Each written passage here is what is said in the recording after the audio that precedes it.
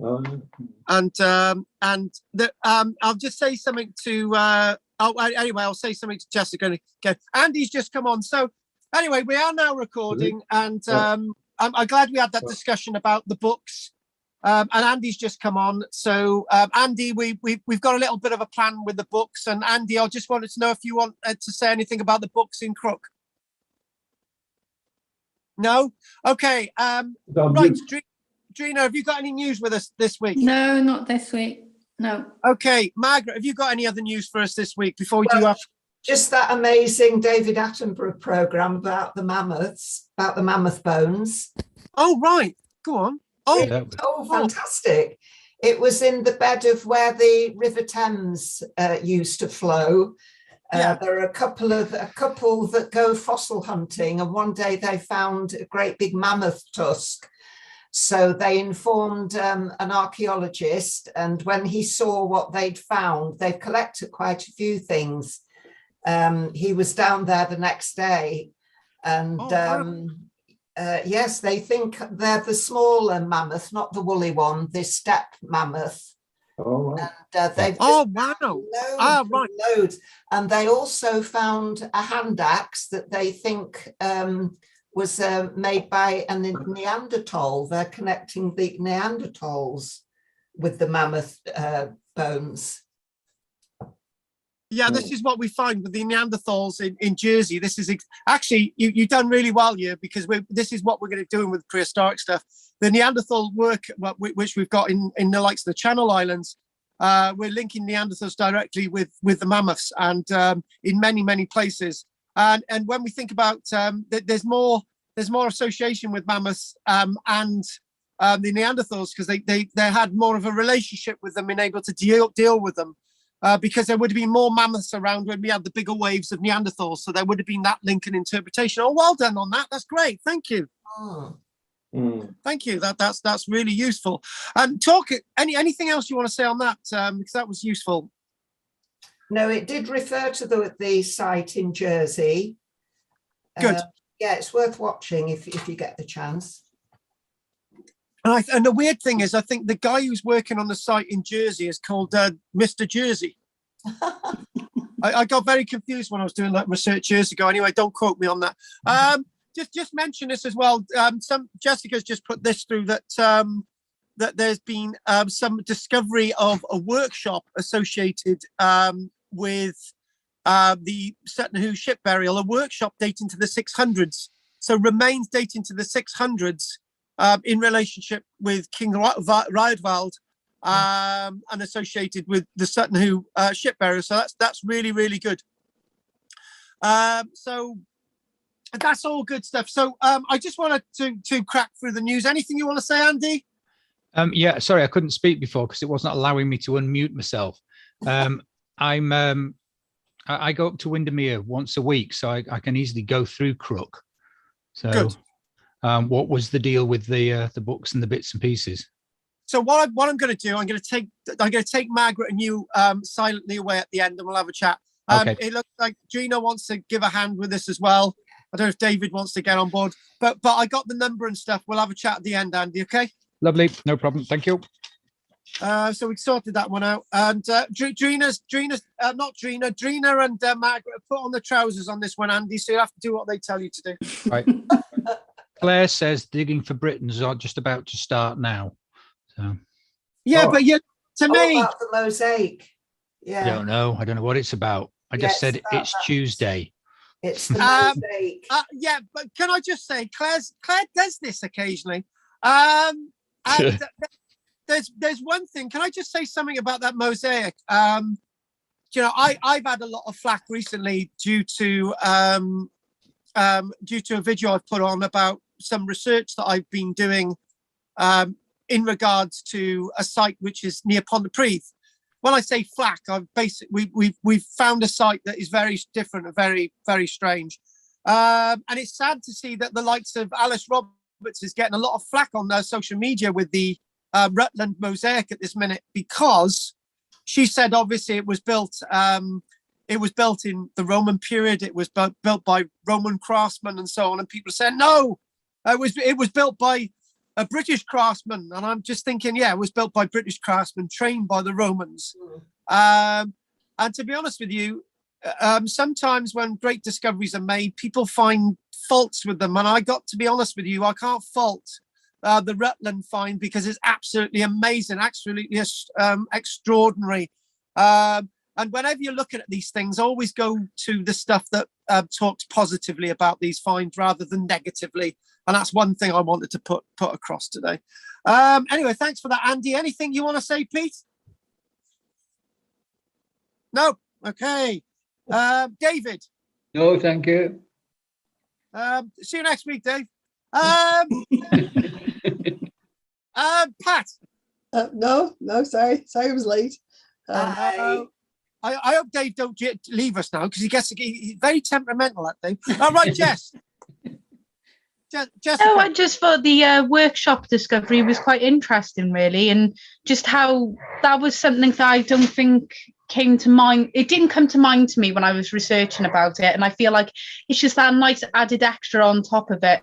And it is one of my favourite things to talk about. So I like the fact that they've come about and showed that there's evidence of a workshop nearby that we can link into with this, and maybe get more of an understanding, because that debate really puts me on the fence sometimes. I'll hear one thing saying that is Anglo-Saxon and I think, oh, yeah. And then I hear one thing that says it's Viking and I think, yeah. And then I think, oh, it could be native. It just really... Oh, that's them. You've got to put them in there. Yeah, that's them. Yeah, you've got to put them in there. So it's just one of those ones where I can't seem to get an opinion. I just love hearing the arguments. And actually, people loved our discussion at Christmas, I do believe. I've had some positive feedback for that.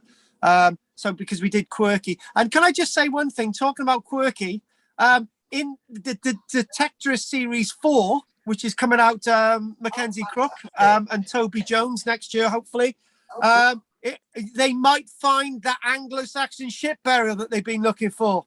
Ooh. And look out for the chairman's wife and what big secret that she's got to tell. I don't know if anyone has ever watched the series Detectorists, but the chairman of the Detectoring Club has a wife who makes very terrible tasting lemon drinks. Yeah. Now, have you noticed she's got a secret that she's been hiding in the past three episodes, past three series? She's going to come out with something big. So we've got the Anglo-Saxon Detectorist, Anglo-Saxon ship. So I don't know if Roger's got anything to say. If he does, it's not going to be interesting anyway. Go on, Rog. No. Yeah, I told you.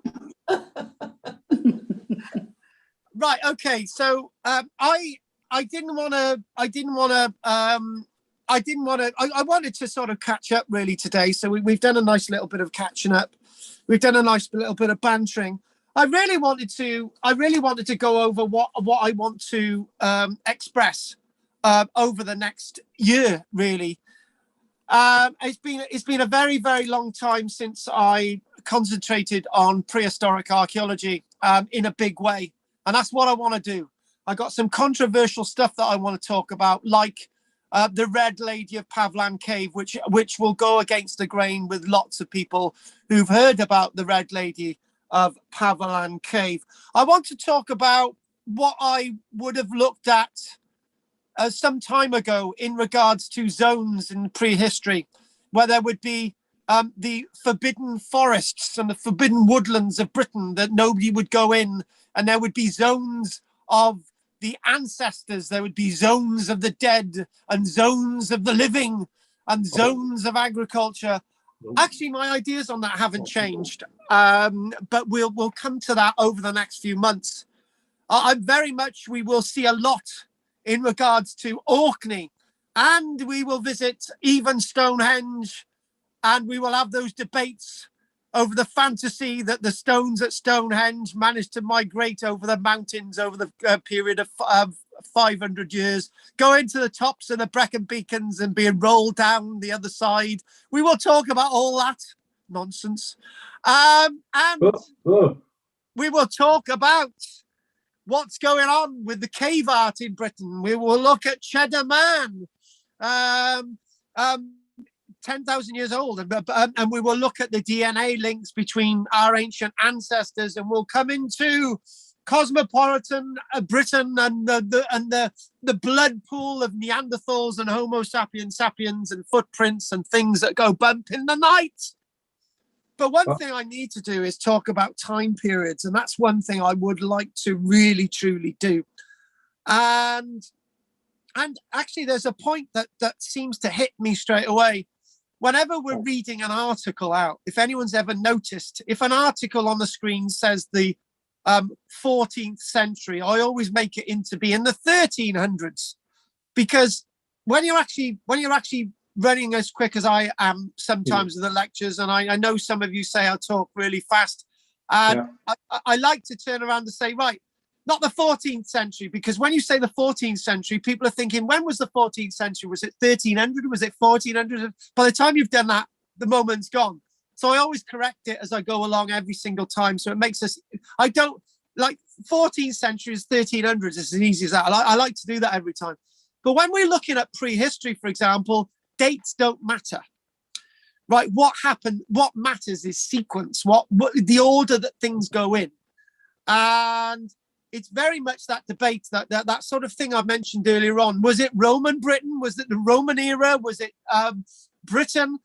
All it is just titles and lots to put things in. That's what we archaeologists do to make things easier.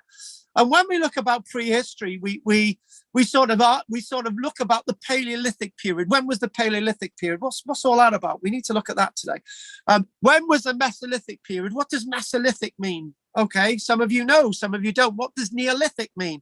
What does Stone Age mean? What does Iron Age mean? And all these different things. So I'd like to do a little bit of that today and put a little bit of chronology into it.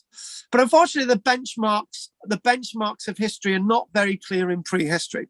What we do know, when we look at prehistory in Britain, it ended precisely in the summer of AD 43, 43 years CE. And the reason why that is the damnable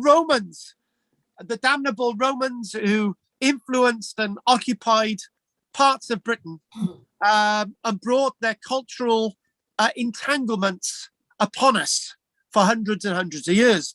So that date 43 AD is like an end date to prehistory. But there's a bit of a problem there. That's an end date to prehistory in the south. In fact, in the Roman period, in the Roman era, the vast majority of people still lived a prehistoric lifestyle. They still lived as Britons. They still lived as the 99% of the Britons in the Roman era that felt as themselves as being those individuals who were actually British rather than Roman. And interestingly enough, in parts of Britain still, in that period that we're sort of saying, oh, there's the Roman era from AD 43 and it ends in a certain date, whenever that is. Some say it's 410, some say it's 407. I say it's 476, the end of the empire in the West. Whenever the Roman era ends, we're not really interested in that. We're interested in more prehistory.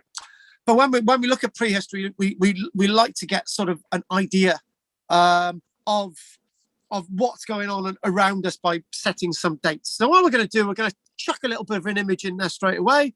We're going to do a bit of a screen share. We're going to put that in there. We've got to have a bit of an image. You don't want to be looking at me and Roger all night. And if we go there and we go to my screen, hopefully, oh, that's Jessica mucking things up. There you go. Now look at that there. Whenever we think about prehistory, we always think about images like this. We always think about people living in caves. Is prehistory about people living in caves? Well, sometimes not. Did you know people still lived in caves in Scotland in about the 1800s? There's evidences of people living in caves in networks near Scotland as far as the 1800s. So prehistory isn't about people living in caves, but it's one of those images that we might see. Let's chuck this little bit of an image in there, right? There we go. Oh, hang on a minute. We've missed that there. Oh, get back to there. Hang on, go. We don't want that. Oh yeah.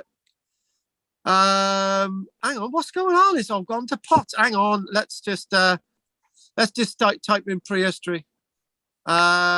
Prehistory. There we go. Chuck that in there. Right, here we go. Bit of Siri knowledge. Prehistory. This is the Wikipedia thing. Prehistory might be about carvings on bones. There you go. Aren't they beautiful? There you go. Antlers with carvings on. We're gonna look at all these types of wonderful things. This is prehistory from around the globe. So what else have we got? What we're going to do when we do look at prehistory, really, and there's lots of definitions and there's lots of stuff on Wikipedia there. When we do look at prehistory, what I'd like to do is I would like to sort of bring in instances of prehistory and how prehistory sets itself out from the continent. Now look at that. Doesn't that look great? Oh, that looks absolutely wonderful. That image there. So if we click on that one, hang on. Hang on. Oh, that's a good little image there. Hang on. Oh, there we go. People living in caves in prehistory. It's lovely. Children, women, men dressed in skins. But that's the old-fashioned way of what prehistory used to look like. Now what we're thinking about prehistory is a lot more complicated. Prehistory is somewhat more about art. Look at this. Look at that. Types of Altamira Cave and Lascaux, where you've got this wonderful art in these caves. It's brilliant. So prehistory is can be very much illustrated, giving you something very, very different. Even when you look, sort of, we're just chucking in these images. Look at that there. Looking at sort of handprints in caves. This is all part of the very rich tapestry of prehistory. Well, when we think about prehistory, we've only got a very small chunk of prehistory surviving. So if we want to think about prehistory 10, 20,000, 30,000, 40,000, 50,000, 1 million years ago, the evidence that we've got from 1 million years ago is so minute that trying to understand what our ancestors are doing that period in time is very, very difficult to try and interpret. As life was difficult in prehistory, but life can be different, very difficult in modern life as well. You know, so when we sort of get these images, look at that there. Sort of stereotypical image of somebody in prehistory, sort of creating fire. But is this a scene that actually happened? Right? Is there something missing in this picture? And there's always going to be something missing in the picture. Unfortunately, when we do think about for example, let's just go on to something that I wanted to look at in detail in the next few months. In the next few months' time, okay. I just want to go directly to the jugular. Hang on a minute. Just sort of go on here, and here. This Pavilan Cave, bones that date to over 30,000 years ago. The Lady of Pavilan Cave. What we've got with the Lady of Pavilan Cave is just a collection of bones and artifacts that were salvaged from an excavation that occurred nearly 200 years ago on the Gower Peninsula in South Wales. Bones and some artifacts, some sort of rods and shells and so on. These little bits of evidence survived, and archaeologists have somehow put together a picture that in many ways I disagree with.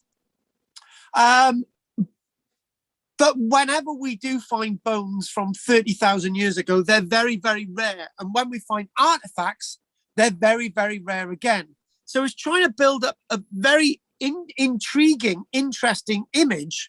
For example, when we look at the Pavilan Cave, it's trying to sort of put some meat on these bones. And sometimes the meat on the bones is almost inevitably wrong, because prehistory is a large bank of guesswork.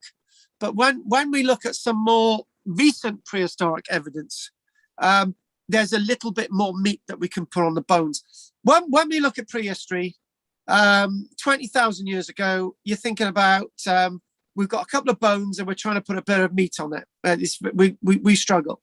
10,000 years ago, you've got more bones. You can put a bit more meat on it. We've got the Cheddar Man, for example, a complete set of human remains. And then you get to about 5,000 years ago, you get monuments and all different things. You can put more meat on the bones. You can understand the landscape a lot more. One thing I'll warn you about is that I'm very much against talking about our past as one religious pantheon. So when archaeologists usually say, and Andy knows this, right? We read out an article of the week, right? And the first thing the article of the week says, it says, amazing prehistoric find found in a cave somewhere in France, definitely to do with religion. Few stones found in a field, definitely to do with religion. For example, this is a really good one. There's a Roger was with me. There's a burial chamber. We call it a burial chamber. It's something slightly different. But there's a place known as Barcadia Agares, which is on Anglesey. Barcadia Agares, which means the giant's apron. There's like a chamber there. There's all these stones in there with carvings on and all the rest of it. They call it burial chamber, whatever. And when they were excavating there, they actually found the remains of they found the remains of some little rodents and the remains of a frog. And when archaeologists found this, we'll do this in the future. We'll do this in the future. When archaeologists found this, they said, "Oh my God, that's amazing! It's evidence of a ritualistic spell that involved little frog's bones." And you're thinking, well, hang on a minute. What if the frog actually got in there and died after you'd done this? But obviously, because you've got a collection of all these things, archaeologists want to make religion into everything. There's always religion and sacrifice into everything. May I remind you, in the modern day and age, we don't have time for religion and sacrifice, right? Well, Jessica's into sacrificing her boyfriend all the time. But the fact of the matter is, most of us don't have time for religion and sacrifice. And that's in the world that we've got the internet, we've got TV, we've got cars, we've got running electricity, we've got food on the shelves, but we still don't have time for religion. These people in the past, they didn't have time for much religion. They had time for talking to a tree or a bush, as I do occasionally when I go out and lock the gate here. But other than that, I'm really, really busy. Do you know what? I'm running an archaeological business. I've got animals to look after, right? I've got to make sure that I've got electricity, and I've got to make sure I've got water, and I've got to make sure I've got gas, right? I've got it all. I've got to make sure I've got enough money to survive and run everything and keep Jessica in a job and everybody else, right? I've got to do all that, right? I simply don't have much time for religion. I really don't. But my lifestyle is a lot better than this person's lifestyle. And you can't always talk about religion. And the main thing is, when archaeologists can't explain anything, they always say it's to do with religion, right? Religion or sacrifice or something like that. So what I want us to do, I want to do some dates. Me and Margaret are going to go dating, right? Margaret, we're going to date the Paleolithic period. That's what we're going to do. Okay. So what shall I do? I tell you what. Let's do a prehistoric cave. Let's just let's type in this prehistoric cave. I wanted to do this on the PC today, which is all in front of me. But unfortunately, I've got to twiddle about with this. Oh, let's just do. Oh God, which cave? Which one most? Oh, that looks like a nice one. Good. Look at that there. Nice bit of cave painting, but a nice bit of a cave nevertheless, right? So, are you ready to go on this big date with me, Margaret? Yeah, go for it. Right. Well, we're gonna go. What I'm gonna do? I've got this. I tell you what, right? I don't know. I don't want to show this chart in front of me, right? But what we're gonna do, we're gonna think. So let's just set the scene, right? It's Britain, right? Britain, 50,000 years ago, was part of Europe, right? You could, the reason why people managed to get here 50,000 years ago, they were able to walk all the way from Africa, more or less directly across where you find the Mediterranean basin today, managed to get all the way to Italy, pick a little bit of pasta up on the way 50,000 years ago, go all the way across the Alps, just wander all the way through, and you can get all the way to more or less the Orkney Isles. There's this big debate whether Shetland was ever part of mainland Britain, right? But we know that you could walk all the way to the Orkney Isles. Now, it took from about 50,000 years ago to about 12,000 years ago for things to be settled, right? For the ice to go away, right? Because you got interstadials, you got mini ice ages, you've got the driest period, all these words you want to chuck in there, right? Let's just chuck them out the window, right? It took from 50,000 years ago, 12,000 years ago, to actually start for the ice to finally just go away. But in that time, what we've got the likes of the Neanderthals. This is why, Margaret, I'm picking on you today. You mentioned the Neanderthals. We love you lots. And it'd be actually good to see. Oh, and the other thing as well is, Margaret, right? If there are any prehistoric books in that collection of books, it would be great to have a little bit of a library about those books and sort of, I'm sure there might be books on flints and stuff. I'm really hoping there is. And that would be really good to set the scene. That would be great. We can sort of swap those books around. And anyway, so about 12,000 years ago, we got the melting of the ice, right? But that period between 50,000 years ago and 12,000 years ago, we got the Lady of Pavlan cave somewhere around 30,000 years ago. In Europe, for example, between 50,000 years ago and 30,000 years ago, you got the Venus statues, the little sort of clay Venus statues, and all those types of things. Also, when you think about that period between 50,000 years ago and 12,000 years ago, there's so much going on in Britain as well.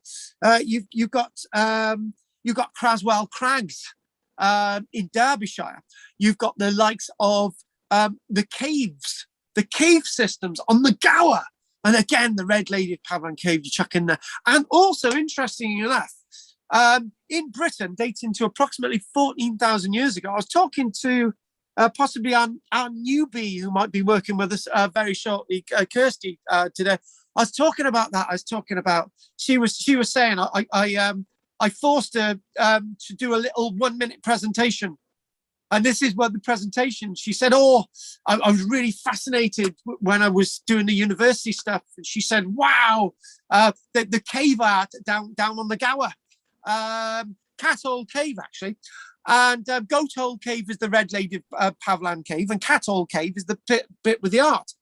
Well, she said it was very fascinating that there's this cave art in a cave, and I've seen it. And I said, what do you feel about the archaeologist who got who stopped people going into that cave, who managed to get grids on the cave to stop people seeing the art, to protect it?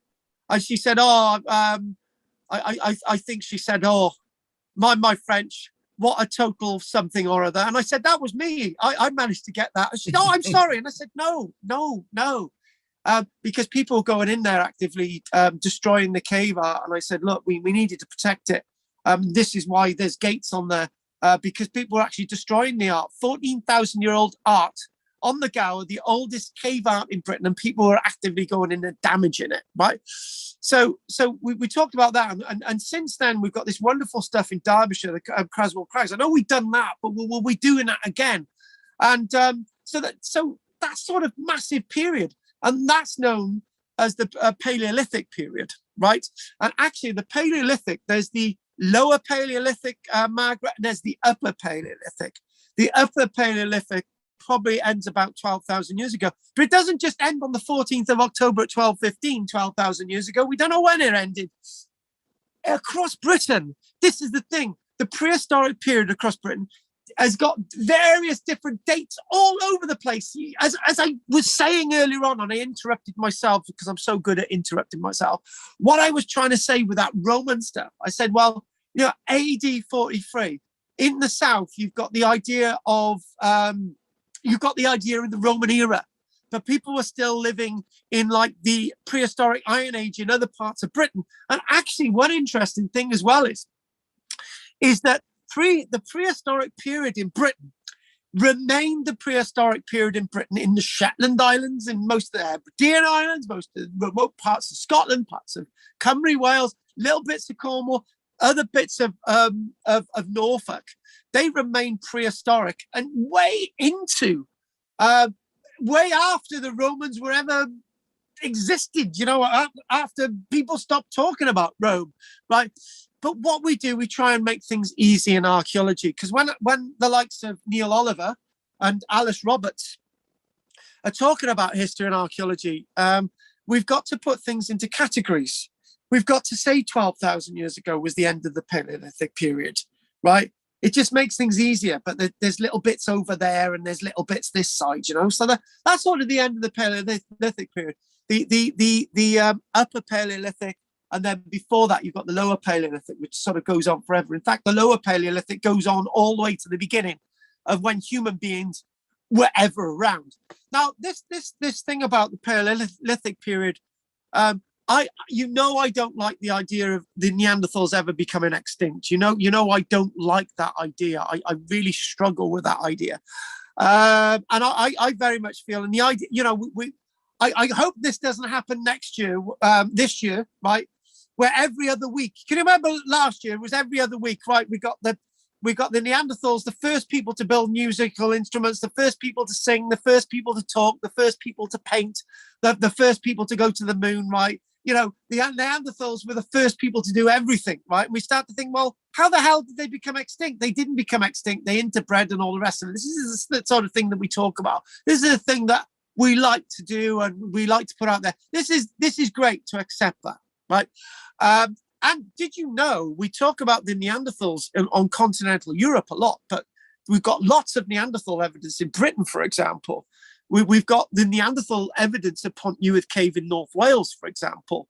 We've got lots of evidence for there. We've got nice bits of torodontous disease with some of the teeth that we found in connection with Pont Newydd Cave in northern Wales, which we can do. This is sort of a little bit of an overview. This is a massive overview tonight. And if I'm talking really fast, it's because I'm really enthusiastic. And what I want to do is just give you this massive sort of overview. We'll be visiting all of this. And I love David to bits. I don't think I've ever met David in person, but I loved that lecture that we did about Hebridean archaeology. And David said, I just want to know more. I want you to tell us more. And it's David's fault that we're going to be doing prehistory for the rest of the whole year. It's all David's fault. Yeah, it is your. But David, you were dead right. Prehistory is massively fascinating. Well, let's tell us more about the mummified remains at Callahallen and South Uist in the Hebridean Islands. Let's just do it. Down to the pants. Let's just go directly into it. Now, I would like to ask a little bit of advice, right, from Andy. And because and the advice I want to ask from Andy, and then the advice I want to ask from Drina, just you two, nobody else. What I was going to do was I was going to do it in chronological order. We were going to do all the prehistoric stuff. We were going to do lower Paleolithic. We were going to do a bit of lower Paleolithic just for a couple of minutes. And we were going to do upper Paleolithic, and then we were going to go take us into the Mesolithic period, 12,000 years ago. And then we were going to do the Neolithic period, and then we were going to do the Bronze Age, and then we were going to do the Iron Age. Do I do it in chronological order? Or do I mix it up, right? What would you prefer? Do I mix it up, and maybe next week I might do a bit of Iron Age, and next week I might do a bit of mammoths, and next week we might go to Lascaux? And do I do it that way? Do I mix it up, or do I do it in chronological order? Drina and Andy, what do you think? Andy first. I would think chronological order, actually, because it's easier to follow that way. Yeah. Okay then. Yeah. Right, that's it. That's it. We're doing it in that way. It's David's fault we're doing prehistory. We can do it in chronological order. Right, good. I just like to blame people. Excellent, we'll do that. But what we are going to do, we are going to visit the continent. We are going to visit.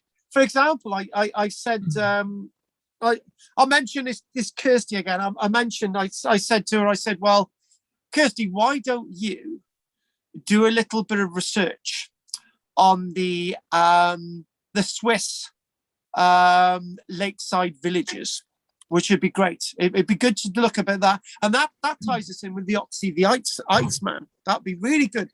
But as we're doing it in chronological order, well, I don't think we're going to get to Otzi for a while.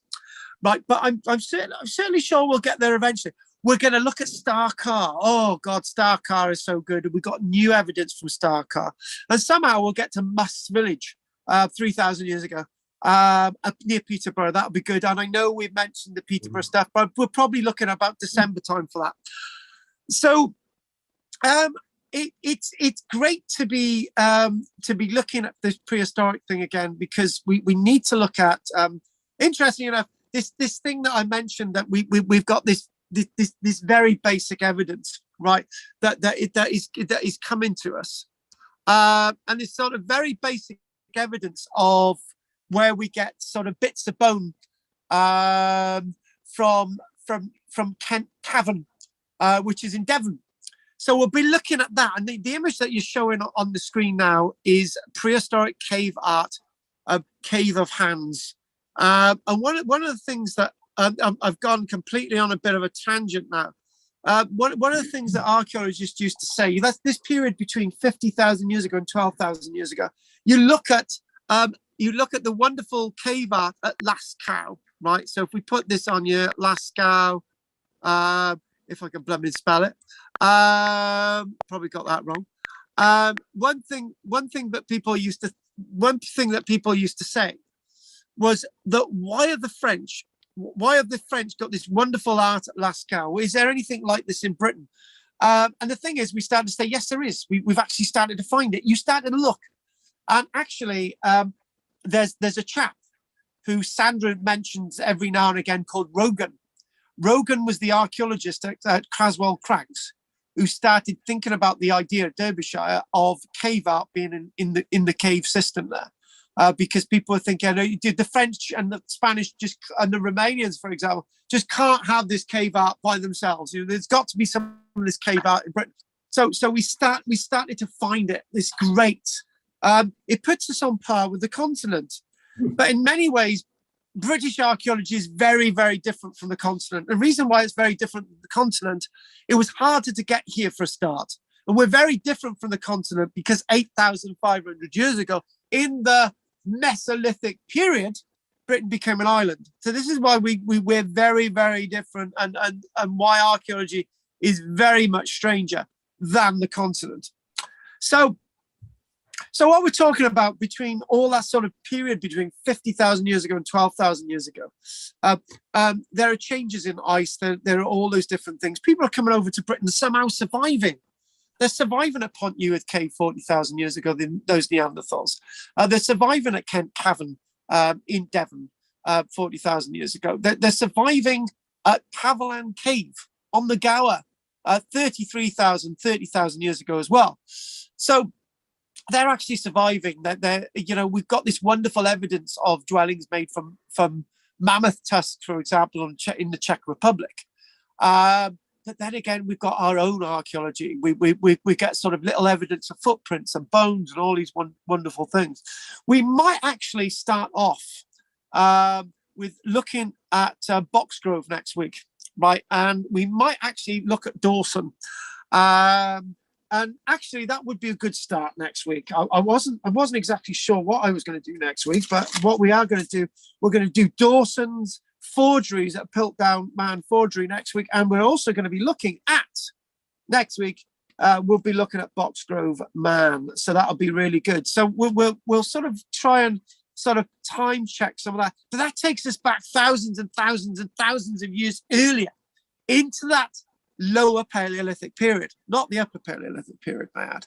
So what I need to do is do a little bit more time checks. Carl, just get on with it. Christ, we'll be here all day.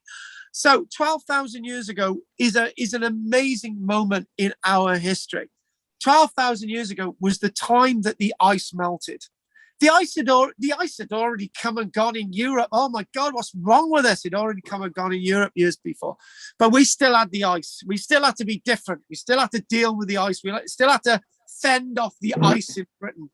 And this is such a diverse, wonderful time in Britain. I talk about walking trees across the landscape. I talk about waves of trees colonizing Britain. First, you got your Scots pines.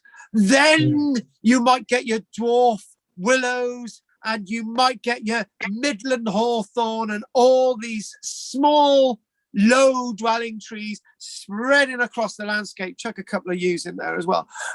You've got all these sort of low and your hazels and your hawthorns. And you've got these smaller, so a few Scots pine, sort of moving waves across the landscape as this spread.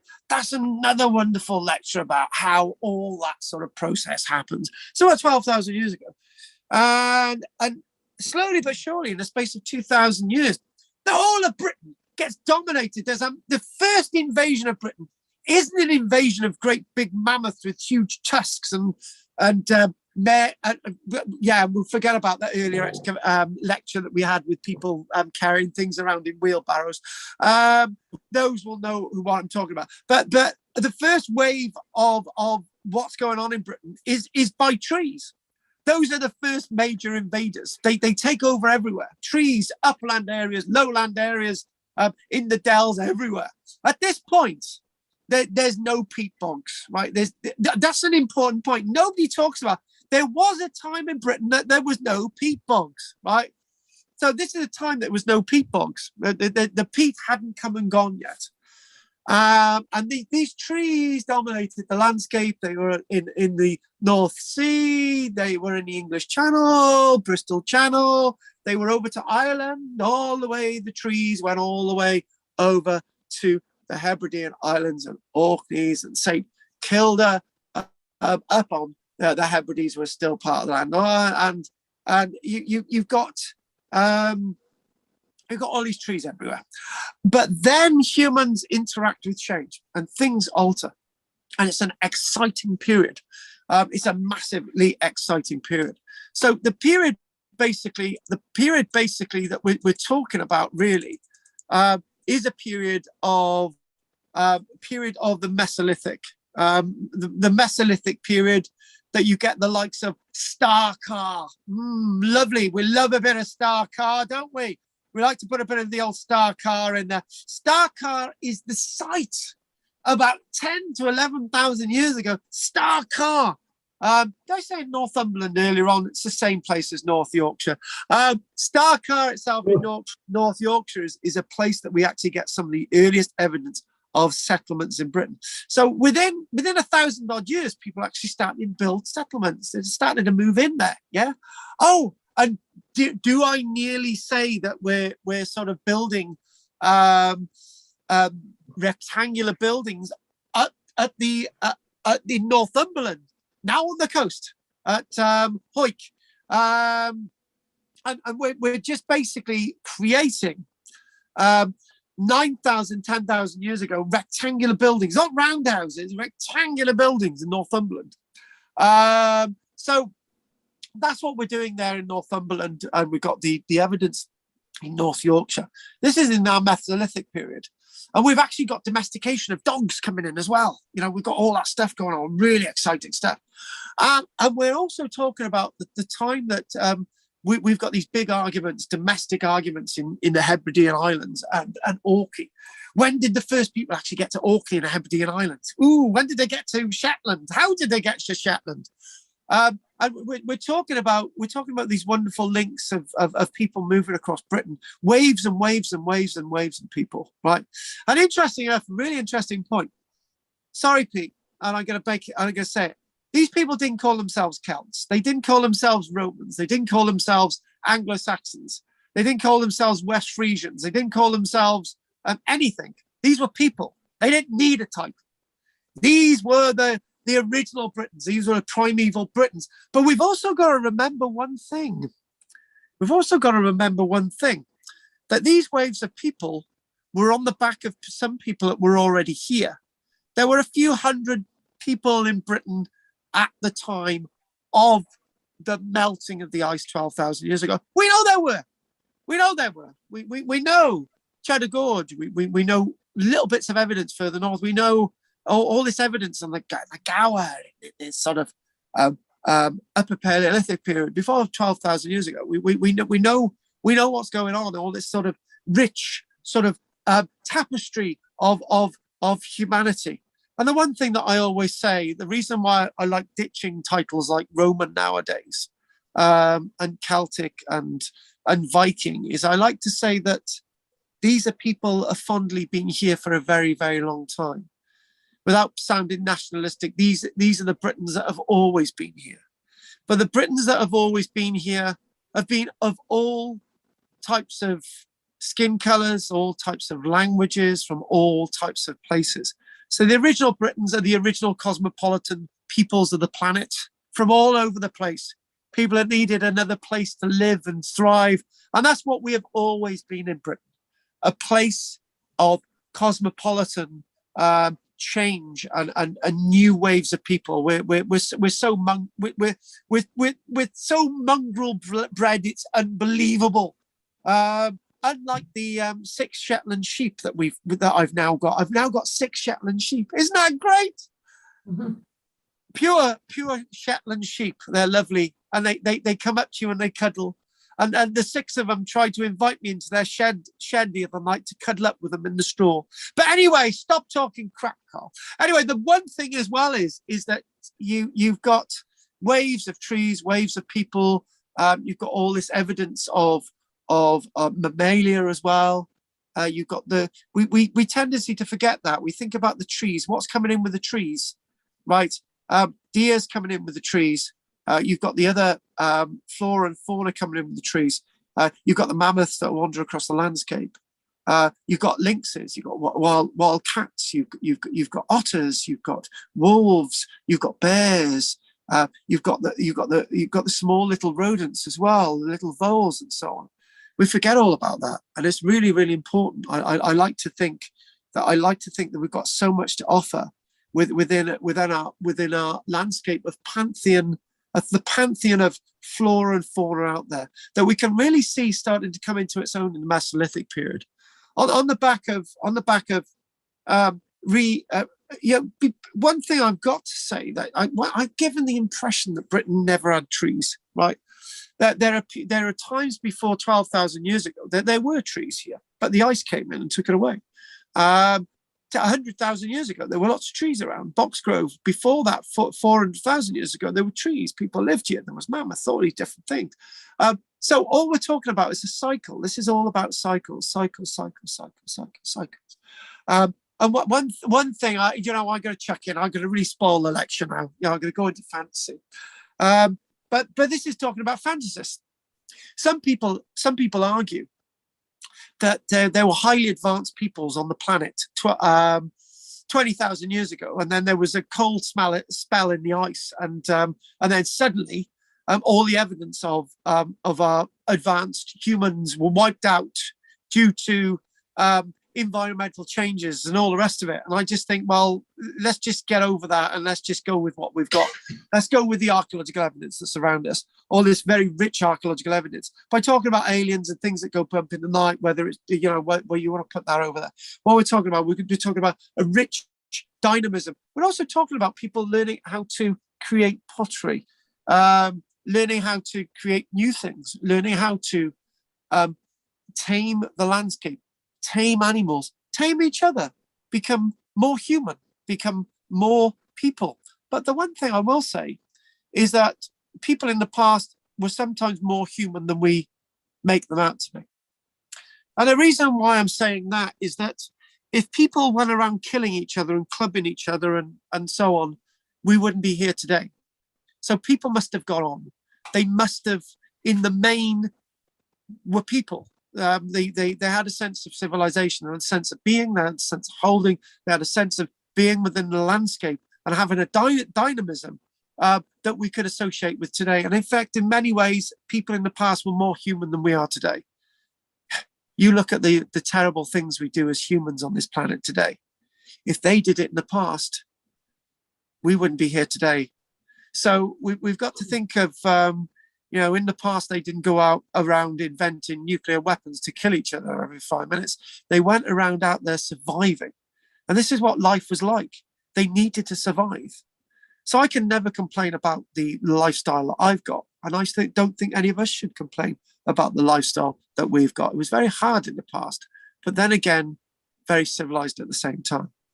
So I'm going to probably do it. We've gone into this Mesolithic period now. I want to sort of go from the Mesolithic period approximately 6,250 years ago into the Neolithic period, and then we'll go from the Neolithic 4,100 years ago into the Bronze Age or thereabouts. It's just guesstimate dates, this sort of established stuff.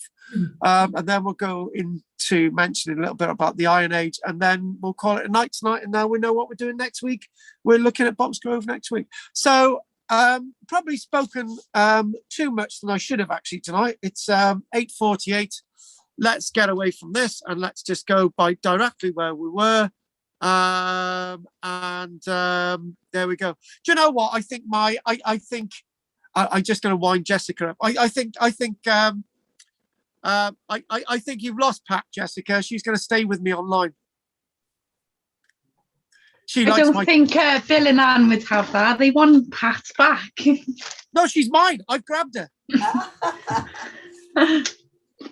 Have a duel, Carl.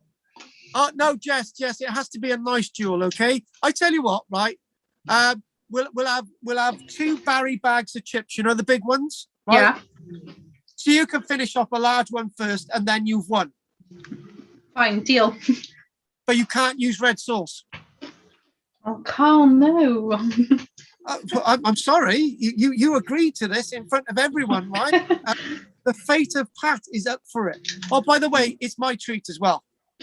Oh God, don't tell Pete that. Right, Jess, anything you want to say on any of that? Anything that you want to bring into it? Because you know you're one of our lecturers as well. Anything that any type of angle that you want to put into it? Just one angle. Let's just see if you've got another angle you want me to take on board. No, I think I'm very excited for what we've got to do in the year ahead, and I know Starcar, there's been a lot of interest in new discoveries of that, and I'll talk to you at the end if you want, Carl, because I think I might be able to get hold of some information that we don't have to pay for but is still accessible. Right, okay. Well, my God, there's lots of people I've got to speak to at the end. I've got to speak to Margaret and Andy at the end as well, because they've been very naughty boys and girls, so you know.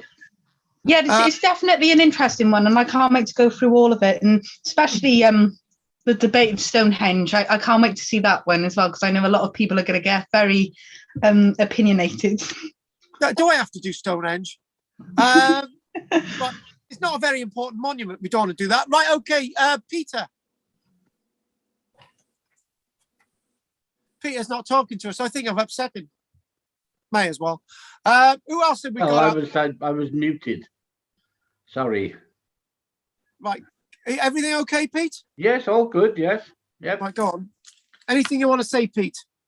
Well, just that the people moved throughout Europe. Yes. And the Celtic-like people were in northern Italy, and they moved across to Gaul and became called the Gauls. Yes. They moved into the northern Spain. They moved into Spain, but then moved up to the northern coast of Spain and the Basque country, and then into Brittany, and then into Cornwall and Wales. Ireland and Scotland, of course, as well. Do you know the one point that you've made in the past? You talked about the you talked about the car wash thingy with the what was it, Albanians? Oh, yes. Yeah, but the thing is, it's all the same thing, is that we're all people and we've all moved around. Well, that's right. They're mixed together. Yeah, and this is the point. We have mixed together, and the Romans just became one. It just mixed. Exactly. They didn't all run back to Rome. There wasn't room for them, and most of them weren't Roman anyway. They weren't Italian. They were either French, German, whatever. And those Angles and Saxons that came across, they were a damn nuisance. They're all Germans. They occupied England. And the thing is, right? They don't make as good at ice cream as the Italians, do they? No. You don't see any German. Sidoli's is the best. Yeah, you don't see any German ice cream shops, do you? No. And the German sausage stand is lovely. Shut up about your sausage. And beer. Oh, shut up. Pete's talking anyway. Shut up. And yeah. Shut up. Anything else you want to say, Pete? No, Okay. that was it. No. Right, good. I think you burnt yourself out then, didn't you, Pete? Right, Roger. It's I think I've never actually visited, but Billy I'll get some visit to a cave somewhere to see any form of these paintings. As on go or anything. Right, yeah. That would be really good. But I think, Roger, I think the experience of going into a cave again, something like Danarogov, in the Brecon Beacons, or even going into a cave with Claire that she tried to get me into when I was staying with Claire in Cumbria that time. I don't think Claire ever forgave me because I wouldn't go in a cave with her. But if you ever get an opportunity to go in a cave with Claire, do it. Right. I've entered some of the cave systems in Madeira, and they were absolutely amazing. Exactly. The one, can I make a point about this thing with caves? At the beginning, I was basically given the idea that people didn't live in caves and all the rest of it. It's all about caves, and I wanted to change this idea. The one thing as well, the problem is, most of the evidence that we do have from this period is from caves. It's the stuff outside caves is all wiped away by the glaciation. That's the point I was trying to make. It's just that the caves are the place that we've got the evidence. Everything else is gone because it's scraped it away. Anyway, thanks for that. Andy, anything you want to say, darling? I obviously I come from an art background, so art I'm fascinated by. You can learn a lot by looking at how it's done and how they've got an understanding of what they're doing and things.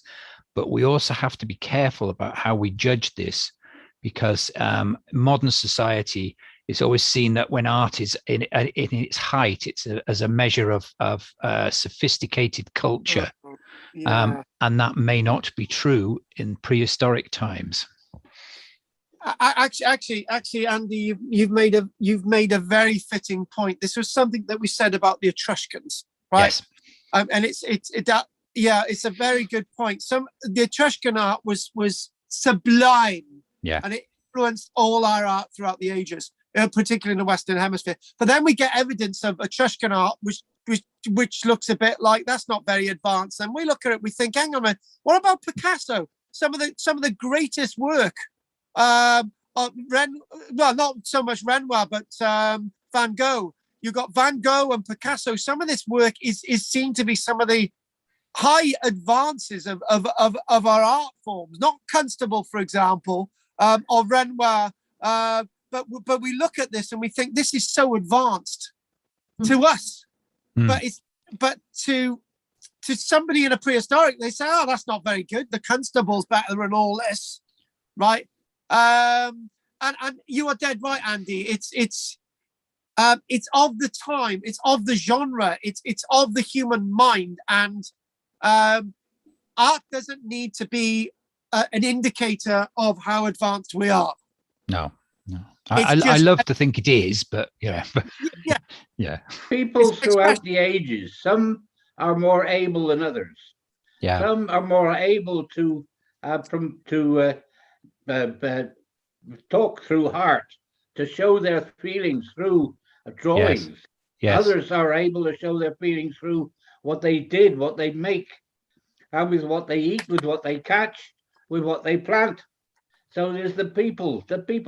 Some are more able than others, and you have better skills.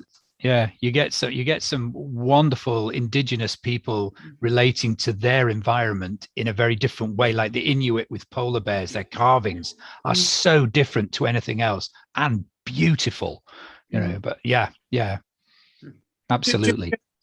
Do you know the point that I made, not trying to make, I made when we looked at Aboriginal art.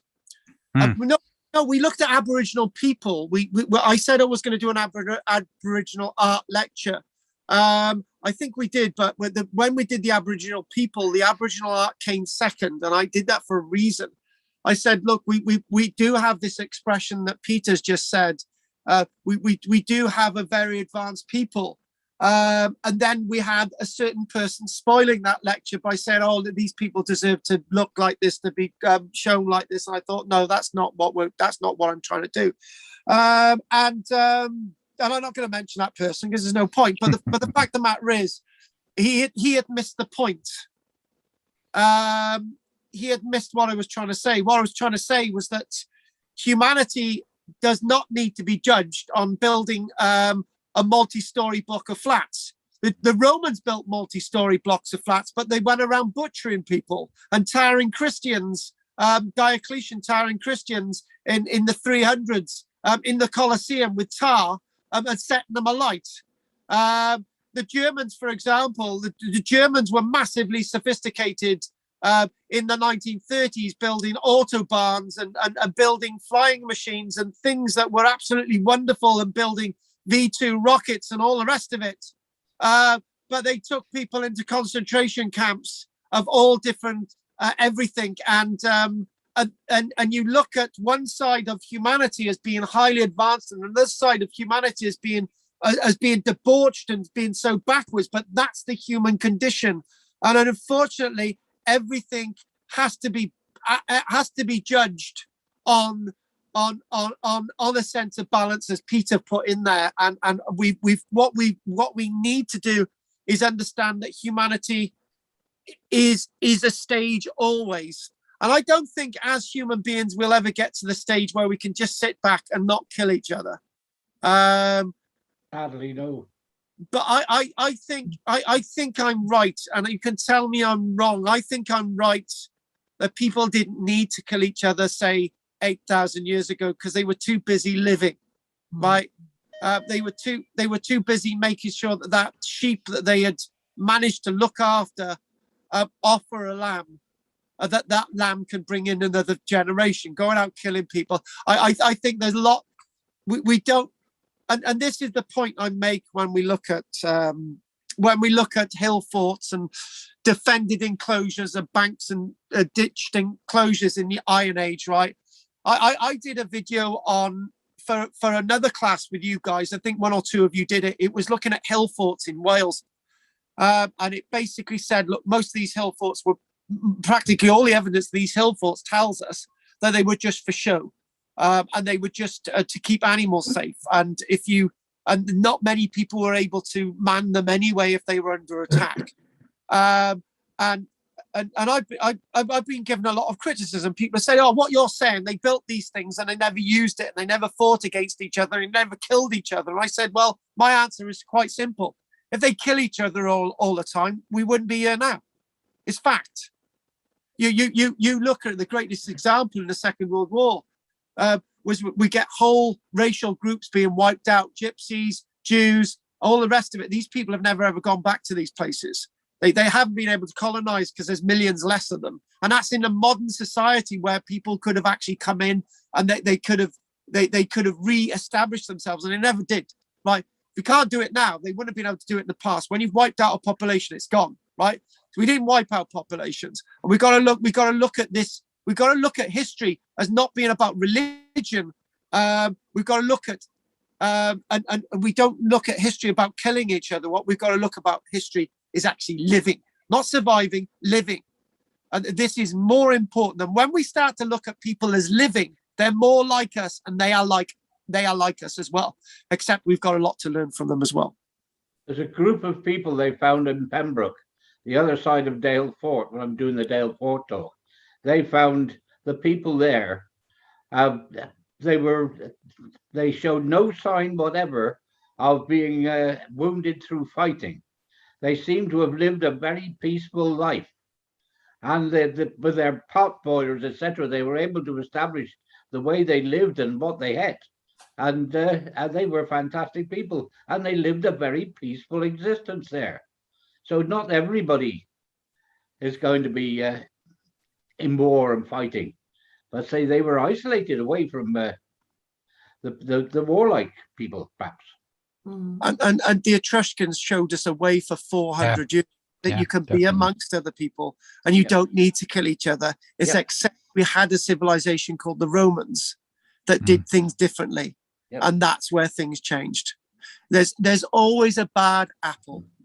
Always, as well, going back in forever, you'd always have somebody who would invent something, and then the rest of the people would use that invention. A bit like today, somebody has invented the microchip, which we all use, but we don't necessarily know how it was made. So there's always been that bright spark, hasn't there, somewhere at some time. I don't know how a microchip works. That's the difference. You can work out how it's made, maybe. And you're right about that. I don't know how it's made either. But equally, I don't know how a microchip works. It's the same, for example, as suddenly somebody getting a stone, breaking it up, putting it in a furnace and making a copper object or an iron. Yeah. Right? Yep. Most people wouldn't have a clue about that. But one person would have invented that. There have always been people with different minds that invent things that other people don't use. Do you know? It's like there's an example of something else I want to tell you about now, which is quite deep, but we won't do that in a minute. What I've just said, and you've said as well, Margaret, we've said about like mining copper ore, right? So you've got the copper, and then you don't know how they managed to get the copper out the stone, right? Which is going to be quite a select number of people knowing that. So that's the first thing. The second thing as well is you make it into a mirror, the birdlit mirror, an Iron Age mirror from about 50 years BC. The birdlit mirror, right? How does that copper mirror reflect your image? Can you explain that in their terms? No. And this is the point. I don't know how that works either, right? How something copper, when you take your mind out of that and you go back, how does a mirror work? How am I seeing my image? Actually, how does that work now, right? And then the other thing as well is, I'm going to say this. I teach somebody about the Second World War and the origins of the Second World War, right? And she's doing A-level history, Second World War. And I said, right, I've said to her today, because this has taken me, I'm 47 tomorrow. And it's taken me 47 years to realize that there were more than, when we look at the Second World War, there's two types of people. There's those that believe that Germany should have won the war and will argue every single way that they could have won it. And then there's those that say that Germany was evil and they shouldn't have won the Second World War. Now, I was the first category, but now I'm the third category. There's a third category. There's people who actually look at the Second World War and actually look at it pragmatically and know that the Germans could never have won the Second World War under any scenario, whether you wanted the Germans to win or not, right? And then I've managed to break it down and I've managed to look at it and I've managed to go very, very deep, right? And the reason why I've made that example is that when you start to look at things deeper and deeper and deeper, and you start to look at new ways of understanding the past, and only then you can get the answers. And it's taken me 47 years to get to that answer that Germany could never have won the Second World War. And I know that too many people around them that disagreed with them. The fact the most of Europe, the Dutch, the French, the Swiss, the Italians, they were taken over by the Germans. They didn't want to be involved. They didn't want to be involved. No. Actually, Mussolini didn't even like Hitler. Sooner or later, the softest person will fight back. Yes. And who's in charge of Europe now, though? No, that's another thing. Right. Okay. Sorry. Yes. No, Angela's gone. Oh, I like Angela. Right, it's an interesting debate, that, isn't it? Is this the plan of like 100 years? Where they've ended up, because they've ended up exactly where they wanted to be in 1910. Yes. So 1,000 year right. Thank you. Yeah. Drina, anything you want to say? Because we really got to have a break. No. All right. All Okay. fascinating. I think David's had his say. What about you, Pat? Anything? We're going to have a 5-minute break. Otherwise, we're going to go on all night. I need to just mention the blooming Chalcolithic period, the Bronze Age and the Iron Age. Right, Okay. go. No, I'm fine.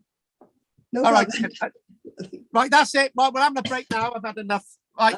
Oh, and can I just ask you guys? Somebody in one of my classes, right? Somebody gave this to me as a Christmas present, right?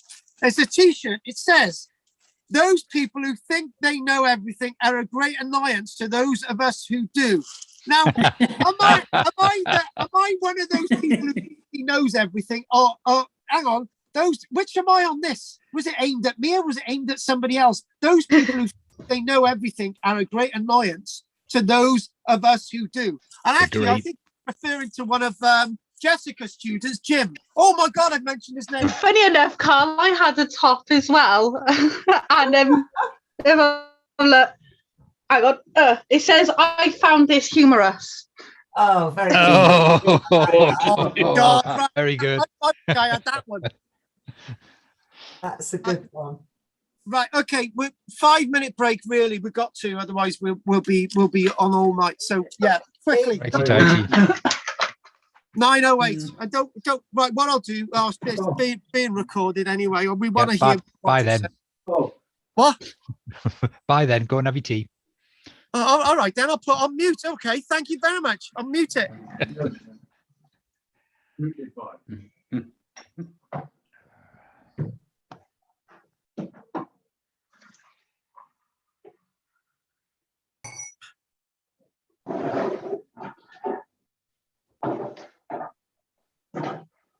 It's funny looking at the history of the last 100 years and the 2 world wars, and you think, the righteous sit there so smug and all the rest of it, thinking, we fought for what was right and stopped the great bad people and all the rest of it.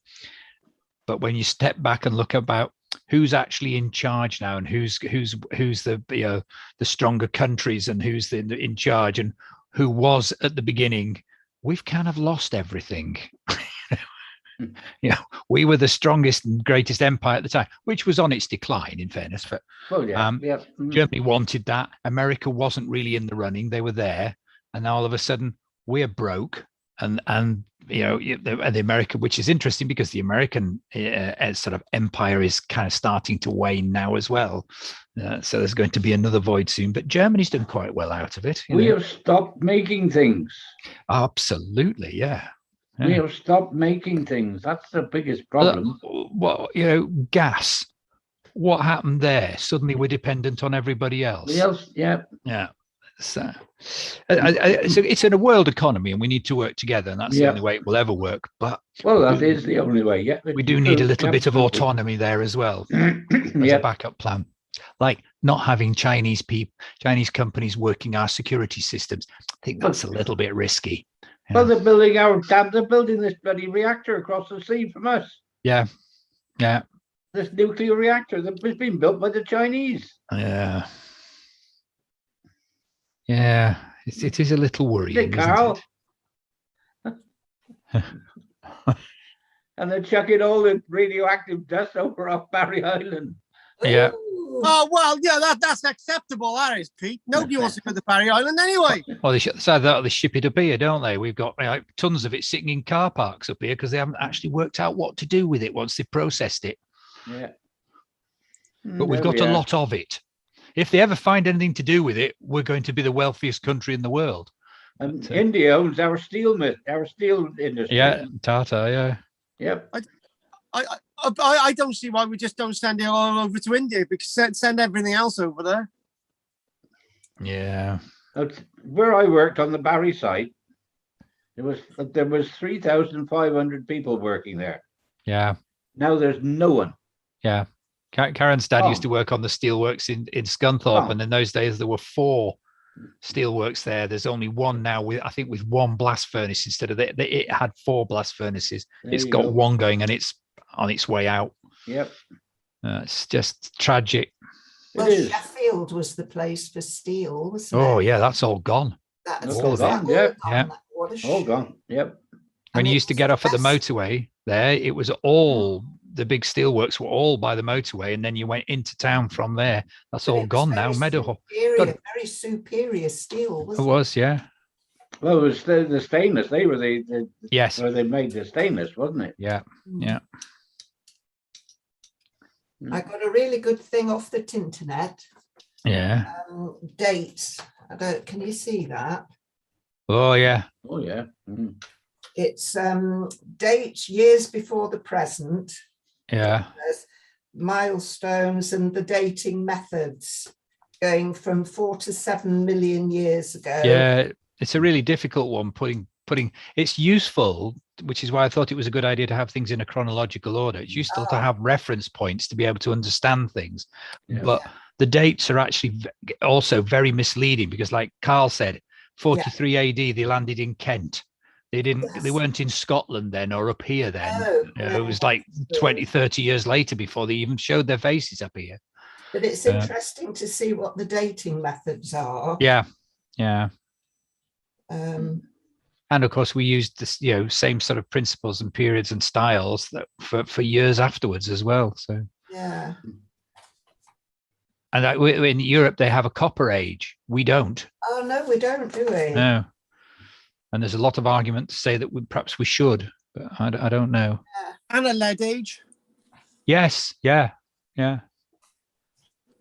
But Pete's going to put his bit in there, and a tin age. Well, the copper, the tin, and the lead. Tin would be a good way. There in Cornwall, and it'd be a good way of assessing things. Tin, wouldn't it? Where I Low Bar, you go along there, and you can, if you're lucky, you can pick up big lumps of galena. Yeah. From the lead mine. Wow. And the lead and silver, so it was Wheel Fortune. Yeah. Was where the lead and the silver was found.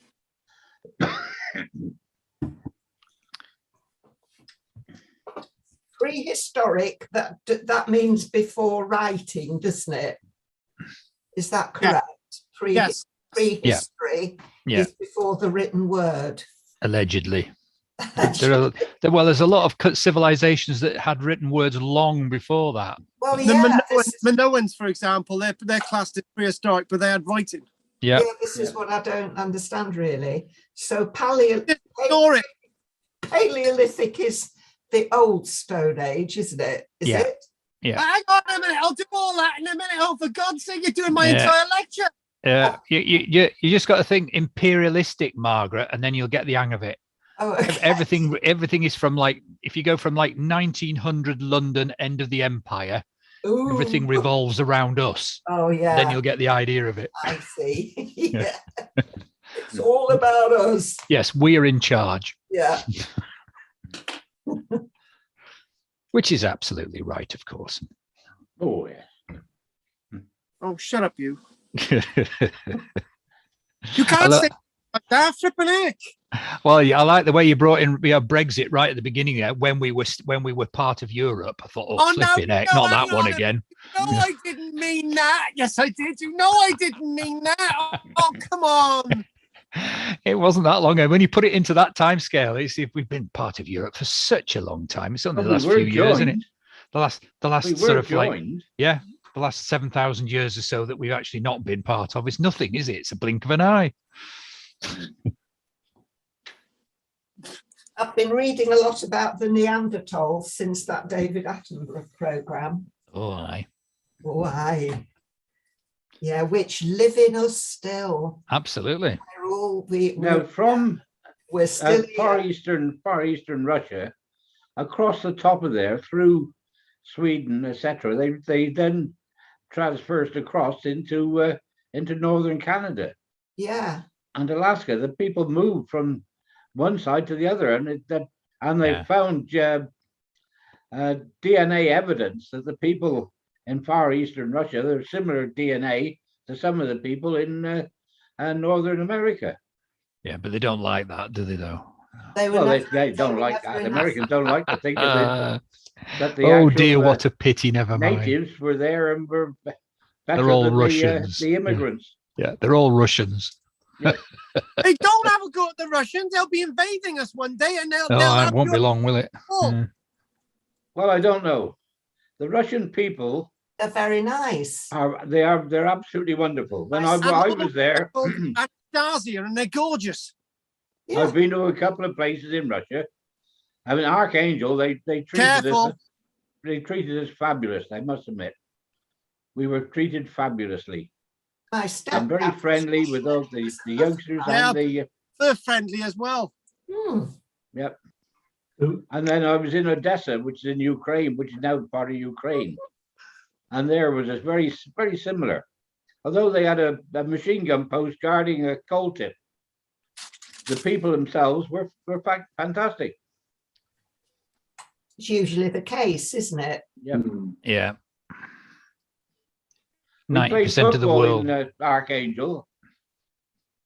And we were there. I was on a ship. We were going to be there for about 2 weeks because waiting to load timber.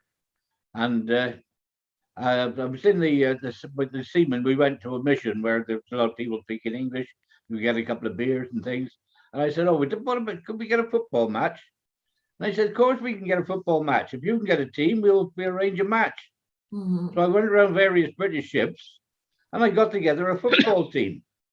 And I said, "Yes, we got a team." And they said, "All right, we'll arrange a match." And they arranged a day for us to have this match. They provided us with all the gear, the boots, the shin pads, the whole lot, the shorts and shirts for the team. And we went to a stadium, and there we had this match. And then when we were due to run out onto the pitch, they gave me a bunch of flowers. Oh, And I said, "What are these?" He said, "Well, you exchange bunches of flowers with the opposing captain. That's what we do." oh. And we took that out onto the pitch. Of course, we were a bunch of seamen who'd never played together before. We'd had a couple of kickabouts, and that was about it. So we were in no way a proper team as such. But we went out there and we did our best. We didn't do bad. I thought I was going to get shot because I barged the Russian winger into touch. Because football was more contact in those days. Yeah. And gonna so say, Yeah. Did you he went into diplomatically touch, lose he enough? clattered against the barrier and lost the ball. I thought they were going to shoot me, but no, we carried on. And they beat us 5-2. But that's a it good was a score. good match. And at the end of the match, we had a Mm. big table full of beer. So Excellent. help yourself. That's it. That's classed as a victory for a Cornish team, isn't it? Yeah. It's a respectable match, that 5-2. That's all right. Hey, Cornish county champions at rugby, Yeah. 6 years running. Well, rugby league or rugby union? Union. The Cornish League. No, the county league. County good. champions. Right. We're going to crack on. We are a little bit better than you lot anyway, yeah. Oh, shut up. Mark. The time's going on. Oh, Right, folks. Right. Where are we now? I don't know if we're going to be able to get through all this now, but I'm going to give it a good old crack. A good old crack at the whip. Because now I know next week we're going to have to put up with Sandra going on for 2 hours.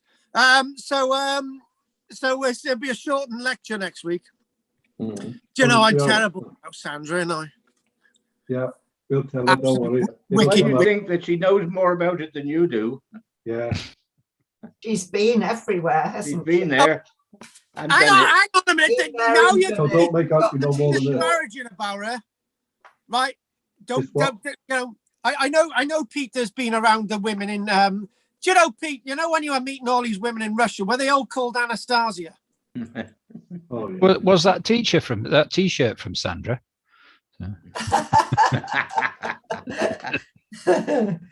Right. I'm carrying on with this. Right. Okay. Right then.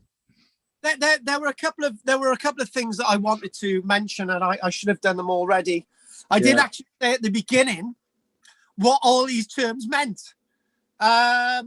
So I think what I need to do is just mention that and give you an idea that there's something called the 3-age system, which we'll mention in a few moments. But if I can get that image up there, share screen,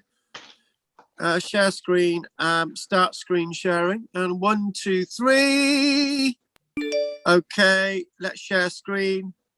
Hopefully I don't. Right, 3-age system, right? But but there you go, Stone Age, Bronze Age, Iron Age. Now the Stone Age covers the Paleolithic period, lower upper Paleolithic period that we've been talking about. It also covers, Stone Age also covers the Mesolithic period. And we'll tell you what these mean. And it also covers the Neolithic period. So Paleolithic, Mesolithic, and the Neolithic period are the Stone Ages, periods when stone was dominant, such as your obsidian, such as your chert, such as your flint. That's what's primarily used for tools before the smelting of any metals. Now, paleo basically means the start or the beginning of something, virgin, primeval. That's Paleolithic. And Mesolithic, meaning middle, Mesoamerica, Middle America, Nevada, that type of thing. But in the British context, middle Stone Age, the middle of the Stone Age, the period when everything develops, the meso, the middle bit, the thing after the ice, the thing that they're humans and we're starting to involved in animal husbandry, a little bit of planting, a little bit of domestication building, and that's the Mesolithic period in a British context. And I'm glad Andy determined that, obviously you've got the continental idea and the differences between what was going on in the south and the north. We looked at that. And then the Neolithic period, which is the New Stone Age, the Neolithic, the New Stone Age. So the early Stone Age, the Middle Stone Age, Mesolithic, Paleolithic, New, Mesolithic, and you've also got the Neolithic period, the New Stone Age. So the New Stone Age takes us up to about 2000, takes us to around 4,100 years ago. In a British context, different places on the planet have different periods, and then one of you mentioned that between the evolution of bronze, before you get bronze, you've got to have tin, and you've also got to have copper, right, or zinc. You can think about the brass age or whatever, but let's just forget about zinc. That's just going to really put a cat. Bronze is an alloy, so who decided that they should mix these metals together? Yeah, because copper. How did they know that? Copper is usually found with sometimes with tin and silver. Copper is sometimes found with gold. So you are right, Pete. Yeah, but this is the thing. Who determined this? And we've got to look at who determined this. But we'll do that, Pete. So we've got this Chalcolithic period. We in Cyprus, when you go to Cyprus, you come across copper axes, pure copper axes. So between the Stone Age, the end of the Stone Age, the New Stone Age, the end of the Neolithic period, 4,000, whatever, just say 4,000 years ago, that makes things easier. You've got a period when copper's used. We don't have that in, we go directly into bronze, because what we do, we use a Danish dating system, right, which we'll tell you about in a moment. So then you've got the Bronze Age, which takes you into the Iron Age around 2,750 years ago. And then you go into the Iron Age proper. Now, we've got to mention where all this comes from. It's called the Three-Age system. Now, an important step in the development of the Three-Age system came when the Danish antiquarian Christian Jorgensen Thomsen, let's just do Christian Jorgensen Thomsen, was able to use the Danish National Collection of Antiquities and the records of their finds, as well as reports from continuous excavations, to provide solid basis for the system. What we're talking about there, he had a museum, right? Thomsen was given the curatorship of the museum, and the curatorship of the museum after 1816. We're looking at the idea of being able to organize things, right? And basically he thought, right, the stone stuff must be earlier than the bronze stuff, and the bronze stuff earlier than the iron stuff. So hence you got three ages. He showed that artifacts could be classified into types, and these types varied over time in ways that they correlated with the predominance of stone, bronze, or iron implements and weapons. What Thomsen was actually saying, and there's another expert known as Vorisey at the same time. What these experts were actually saying between Denmark, Sweden, and Norway and Finland for on some level as well. What we were saying was that simply that if it's made of stone, it's earlier than, for example, bronze. And if it's made of bronze, it's definitely earlier than the Iron Age period. But as Andy said earlier on, there are overlapping instances where what you do have is that you've got flint. I've excavated on Roman sites, right? And you come across flint, right? I've excavated on Roman sites. You come across flint, and if you go in university, it would say that the flint stuff is previous to the Roman period, but flint was still used in Roman era Britain, because flint tools used in Roman era Britain, it's undoubted, and you still had flint tools probably used in the period of the early medieval period, definitely in Britain. And what sort of clinches it is something that I've mentioned time immemorial. When archaeologists have excavated at battles like Gettysburg, they found a large number of flint arrowheads, actually obsidian arrowheads, which is a volcanic stone, which is very, very much like flint. And obviously some flint arrowheads found at Gettysburg. And immediately the archaeologists said, oh, this is evidence of an earlier battle before the Battle of Gettysburg. And somebody's actually come along and said, actually, Native Americans were used at Gettysburg as snipers, because as a Native American would shoot his bow and arrow, nobody could work out where he was shooting from. So it was a perfect weapon. So they would be used to take out officers. So both the Confederacy and the Union in between 1861 and 1865 actually used Native Americans in their armies to shoot bow and arrows. That is not covered nicely in the 3H system. Tomlinson would argue that obviously the finding of flints. Actually, Tomlinson died in 1865 at the end of the American Civil War, but he was a Copenhagen, a Danish archaeologist, antiquarian curator. So this system between 1816 and 1825 was used to curate the entire Danish Copenhagen collection. The problem is there are probably stone artifacts in that collection that probably date from the Bronze Age, and there's bronze artifacts that probably date to the Iron Age, right? Time-wise. So in other words, these things all overlap. So there's lots of contradictions there. But to try and make things easier, if it's flint, it's not Roman.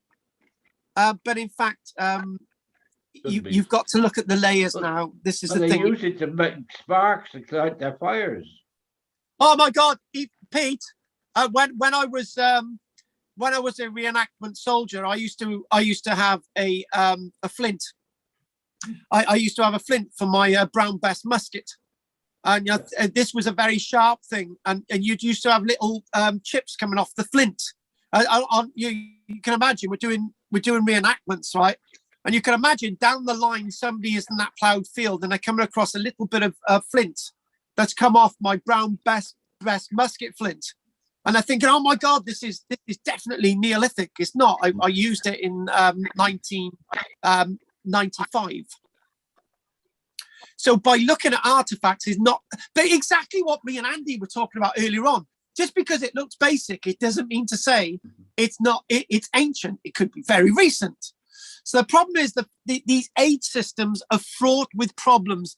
This is why now, even though the Tomlinson system is revolutionary, and it was revolutionary, it was very useful, we now use dating systems such as strontium, such as potassium argon dating, such as radiocarbon dating, actually date the layers. And when you date the layers, you get the idea of when the artifacts date from, not using the artifacts to date the layers. This is the way we've come in archaeology. And the other thing that was mentioned earlier on was the idea of prehistory. We had a little bit of discussion about that in the break as well. And when we talked about that, we mentioned about this issue that if it's prehistoric, it's not in a written period and nothing was written down. That's actually wrong as well.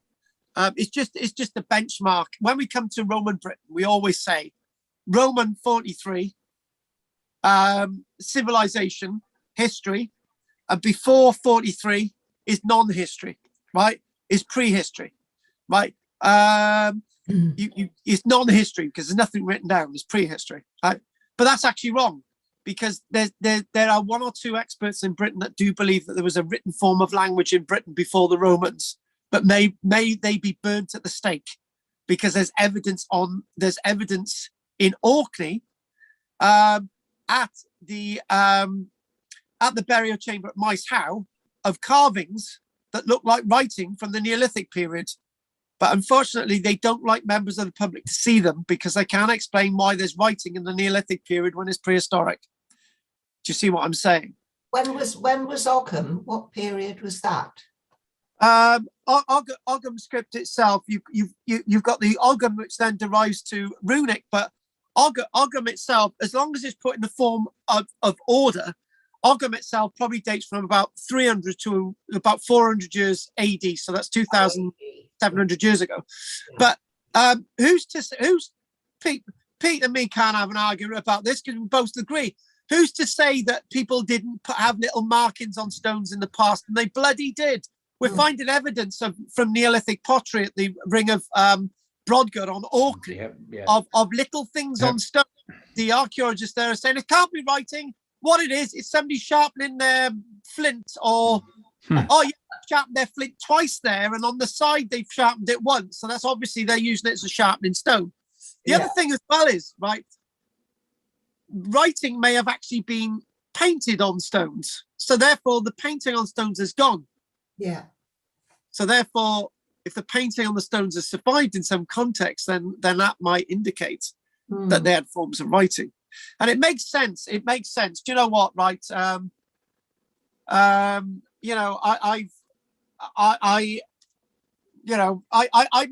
make no hiding that I've got OCD. But the fact of the matter is, I've got to keep my sharp. I've got to keep my mind sharp, and I've got to make sure I don't write things down, and which used to be a massive problem. Years ago, when I was 16, I had to write everything down. Now I don't like writing anything down, but I do. But when you've got a lot to remember in your mind as prehistoric people have to remember everything in their minds, right? They didn't have cameras, right? They didn't have. So hang on a minute, right? Somebody's just given me 20 sheep over there, and there's 20 sheep in that field, and there's 10 over in that field. There's 10 horses over there. There's 10 cattle over there. I've actually forgotten what I've just said. I can't remember how many. Was there 20 over there and there's 10? I've even forgotten now, right? And who gave me that sheep so I can remember that 20 sheep came from that guy over there?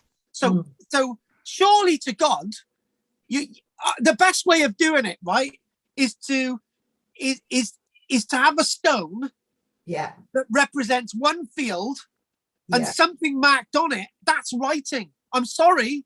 I can't remember this stuff myself. You know, I do this every week, and yes, I got scribbled bits of paper. I can't remember who's turning up at my classes each week, so I've got to write it down to make sure who's what, right? That's now. I've got bits of paper. I've got this, and I'm sorry, they must have had writing. They must have written things down. It makes sense. I'm not saying that people in the past were stupid, right? You call me stupid for writing things down. You can do that, right? So that makes me less intelligent than them because they've got better memories than us, right? I'm sorry, I've been to university, but they didn't. So I'm more intelligent than them, but they managed to keep things in their heads. Surely, let's take some pragmatic view and understand that these people must have kept records. This is also getting into that realms of cultural hang-ups again, isn't it?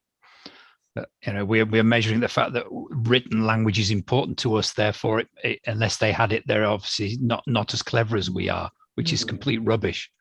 You know, yes. So. Maybe they took the idea of recording things down for granted. They had other ways of recording things. Exactly. They had wooden totem poles, for example. They had, you know, what we do, Andy. What we do, we find.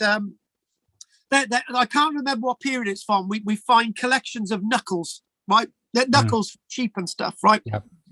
And they say that we find collections of knuckles, different shaped knuckles, right, to indicate that that tells us that they're witches, or they're like playing games with these knuckles and these things. Well, hang on, that makes perfect sense. I've got knuckles collected from a sheep, right? That means that 20 knuckles from a sheep of old carcasses that I've kept together in a cloth bag, right? That represents the 20 sheep from there. Is a different color of cloth. So that represents the people down there, right? That cloth there represents the cattle, and there's actually cattle bones in this bag, right? Yep. It's not religion, Andy. Yep. It's telling me that's my form of writing, and Yep. that's the same. That's an archive. Yeah, or currency or anything. Yeah, They could would be have a carved record. on wood more than rock, I would have thought. It would have been easier, wouldn't it? Absolutely. Yeah. Yeah. To be honest with you, you tried to carve on a sandstone with sandstone. It doesn't make an indentation. And if you don't have iron, you're not really going to be able to carve. So if you've got a bit of hard stone on a piece of wood, right, you Bob's your uncle. We've also got pottery, which they used for thousands of years, which was very easy to make a mark on, but they had no need to do it. Otherwise, they would have done. So, Exactly. Yeah. And have any of you ever seen that film Waterworld, right? And there's this girl with a map tattooed on her back.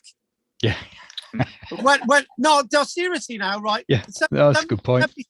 Somebody sat down and they thought, right, let's use people's skin, right, as recording things, right? Well, so whenever you look at Otzi, you find all these holes all over him, and you think, right, this is to do with aquapuncture, right? Well, what about I used to write on my hands, right? I used when I was 16 or 17, right? I've got an allergy for having ink on my hand now. I used to write everything on my hand, all the way up my hand with ink, right? I used to go to school, all my notes were written up my hand, right? Don't ask, right? And the point is that I did it to keep records on my hand, right? And I've got a pen, I can write on paper. So why didn't these people? Why is it?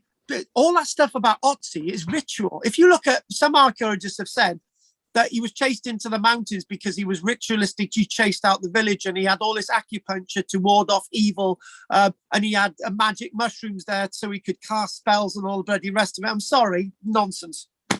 Oh God, dearie me. So we've I got tend to think about the man.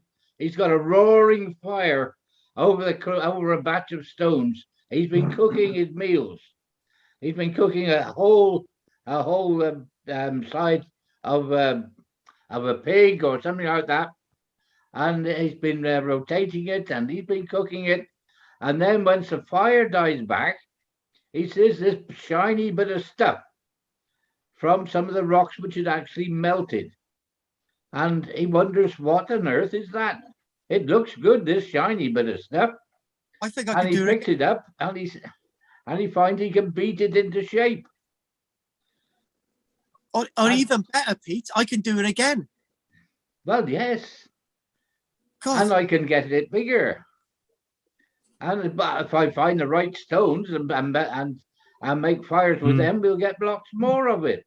Yep. Is that how it started? Hang on. No, not had to. That may have been one of the ways it started, Andy. Fair right? enough. Yeah. Yeah. Let's just look at this sort of this idea of post-processionist archaeology. I'll chuck that in there. We're talking about this afternoon. So it's that idea about thinking outside the box always, right?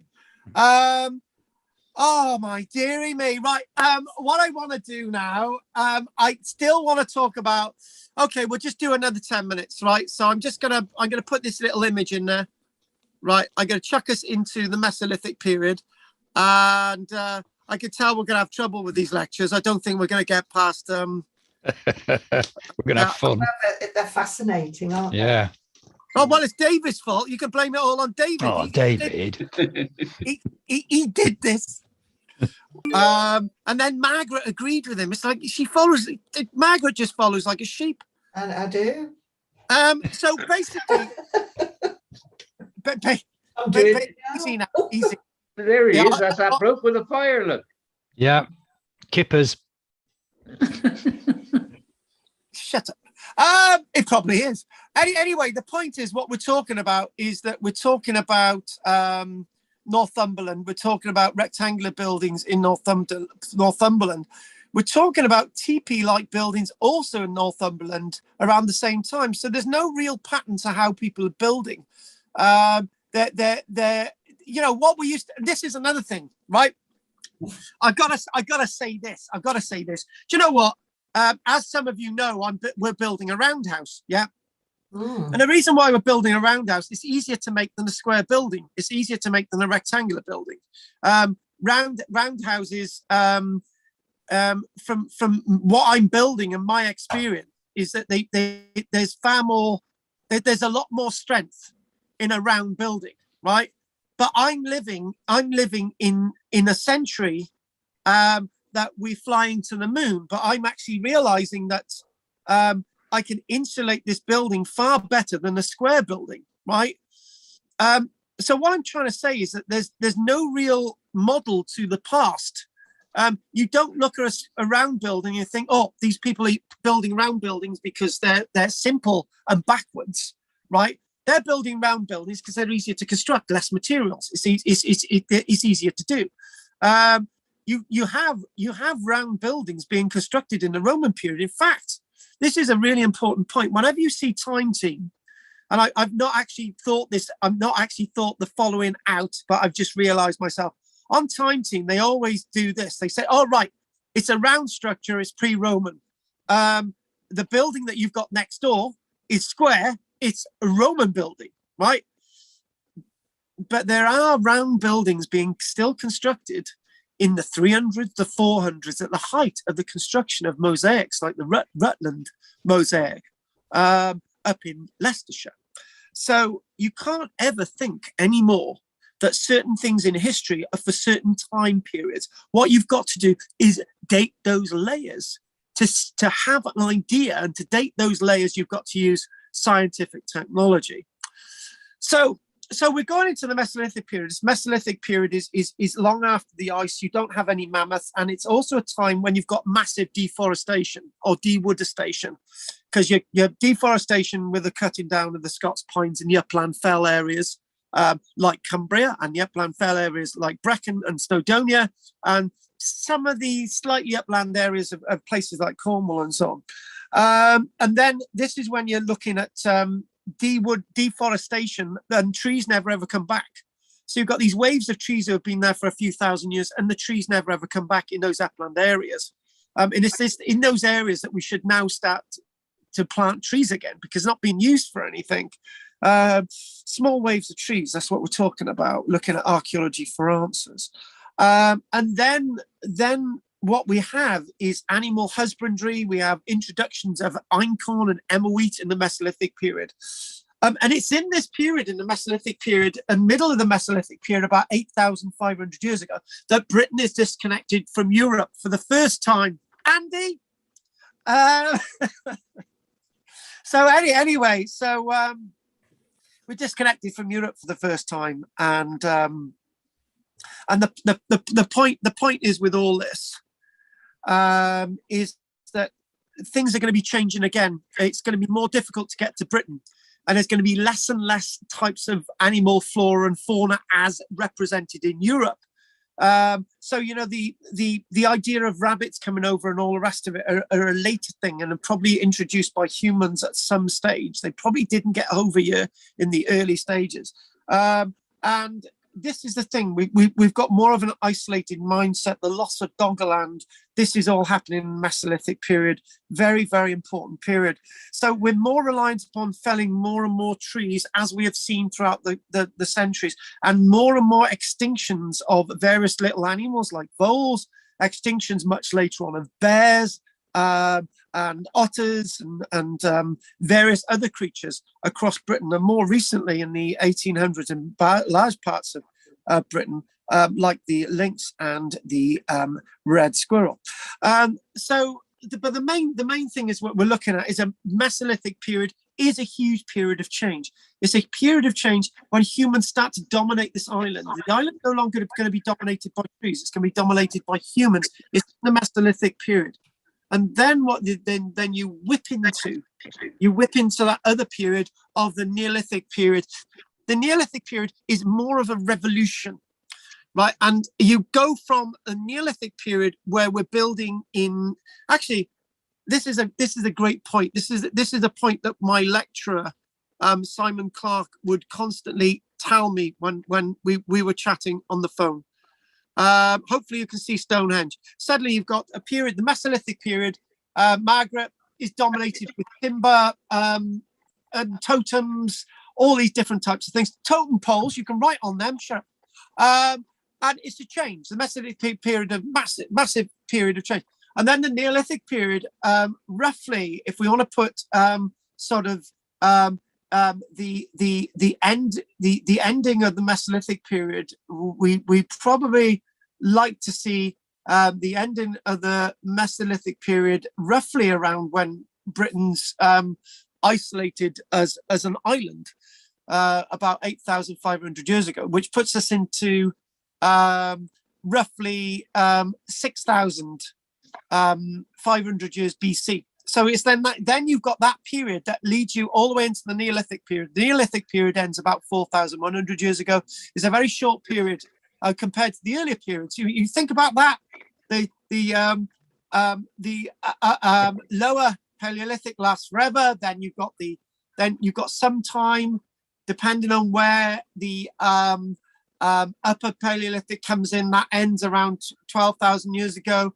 The Mesolithic period ends about 8,500 years ago. A period of under 4,000 years, and then you've got the Neolithic period, roughly 6,500 years ago to you get into the Bronze Age about 4,100 years ago. I hope you're writing down these dates. So it's a smaller period. Periods in history get smaller and smaller as technology and civilization and animal husbandry and all these different things get more and more intense. As an example, we've got we sort of had the nuclear age, and now we've got the computing age, and then we've got another age, and these periods last sort of decades rather than hundreds, if not thousands of years. So the Neolithic period is a massive period of change. Again, all of these periods are massive periods of changes. The Neolithic period in Britain is very different from most other places in the world. We're isolated. So we've got to make do with what we've got. It's a period of stone. And the reason, folks, it's a period of stone is because we cut down most of the trees. So the only stuff that we can use is stone. Even in places like Wiltshire, where there isn't much stone, it's got to be brought in from elsewhere. Like the Marlborough Downstones, like the blue stones, and like the glacial stones used within this landscape, because there's not a lot of hard stuff. There's lots of hard stuff in the north. For example, when you look at the Broch building, which is much later in the Iron Age, everything's made out of stone. Places that we do see, you get stone being used for everything, particularly in the Shetland Islands and Orkney, because but by the time you get to 5,500 years ago, when you're looking at Scarborough, the only material you've got really to build with it in Orkney is the local stone, with a bit of wood still standing, a little bit of wood washed in. So the Neolithic period is a period of stone. The Neolithic period, the new Stone Age. And then you get finally into the other period, which will probably nicely sort of, let's just chuck these dates out there and we'll just call it a day. So you've got the Bronze Age. The Bronze Age is a period when you've got lots of barrow building and lots of settlements. And but when you come into the Bronze Age, human population expands in Britain quite massively. There's massive dewoodistation and deforestation on the lowland areas now. So this is when Mother Nature comes again. So that period of the Bronze Age, write this date down, 4,100 years ago, 4,000 years ago to roughly 2,750 years ago. It's a period that lasts just over 1,000 odd years. That's your Bronze Age. And for the first time, folks, forget the Copper Age, Chalcolithic period. We don't do that. The Bronze Age itself is the first period that we're actually smelting material to create plows with adzes and axes and the edges of shovels and all these different types of things. You could talk about iron weapons or iron instruments of killing for animals and so on. This is in the Bronze Age. And then finally, 2,750 years ago, 750 years BC, you've got the beginning of the Iron Age, a very short period, really, just around 800 years, and that lasts until 43 AD, and then you get into the Roman period. The Iron Age speaks for itself. The Iron Age, that period where the Iron Age in Britain is a period when populations numbers start to get into the millions. In the Bronze Age, the British population roughly around 1,628 years BC, which is when Thera erupted, which changed everything. 3,000 over 3,600 years ago. The population of Britain was about 1.5 to 2 million people. The population dropped because of the massive effects of deforestation. But when you get into the Iron Age, population starts to explode. So I think for the first time, population is a factor within the British landscape. Can I just chuck one fact at you? Without modern technology and without modern animal husbandry and planting and industrialization of the landscape, Britain can't support more than 7 million people. That's the maximum a natural environment can support without technology. And without technology, our population would need to be reduced to 7 million people. But we'll look at that again. On that note, I'm quite pooped. David probably wants to go to bed. So it's all about David. I need to speak to Margaret and Andy and Jessica at the end. Are there any questions from Drina? No, nothing. It's fascinating. Drina, we'll keep you in the conversation with Arnside at the end. And I don't know if Dave wants to hang around as well. But so anyway, thanks for that, Drina. Anything you want to ask, Margaret? No, really interesting. I mean, just back in 1990, I think it was 1910, I heard there were 40 million people in Britain. And now there's more like 70, I think, aren't there? 70, that's correct, 70 million. Yeah, horrifying. I mean, yeah. People are, we're amazing, aren't we, really? But also terrifying. And we're the rats of the earth. Right, so Andy, anything you want to say? No, thanks. I'm looking forward to these ones. It's going to be fun. Yeah. Yes, it is. The prehistory always is. I should have done it sooner. Roger, sexy. Oh, fine. That's good. I got you. Roger, I'll spend it all on chips and sweets. Okay. Okay. Peter, anything you want to say? No, just difficult to imagine just how they did actually manage to do all the things that they did. Exactly, but they did. That's the main thing. They did. They did. Yes, they did. Anything you want to say, Pat? No, thank you. It was wonderful. Appreciate it. Thank you. Thank you, Pat. Hopefully, I'll see you next week as well. Jessica, anything you'd like to say? Great introduction there, Carl. Thank you. Energy, lots of it, and there's a lot of good feedback on YouTube as well, talking about the discussion, which would be quite interesting to look at. And the two subscribers have actually recognised each other from another live video, so they've made friends. But they said they liked your way of presenting. Oh right, actually, when somebody watched the one that you did, somebody referred to you as being extremely hot. Ooh. Yeah, I remember that.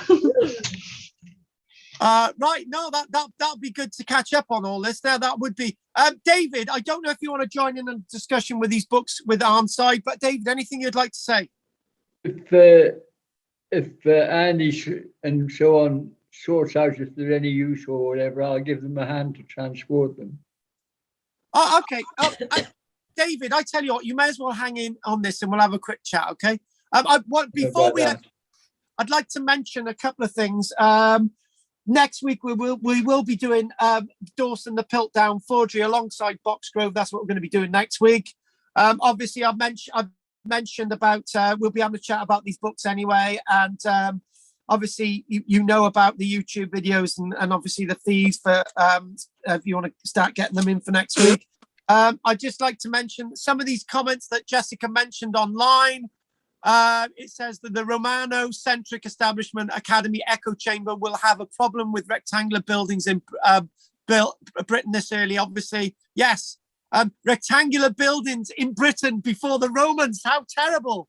I think people were buried in caves. Yeah, nice one. Hi, Andrew. Good point on Roman-centric thinking. Oh, here we go. Red Lady Haviland, not red or a lady, just buried in a cave. We will be doing that. Thank you for that, Andrew. Andrew, hi Kay, your name is familiar. Oh my God, they must be lovers.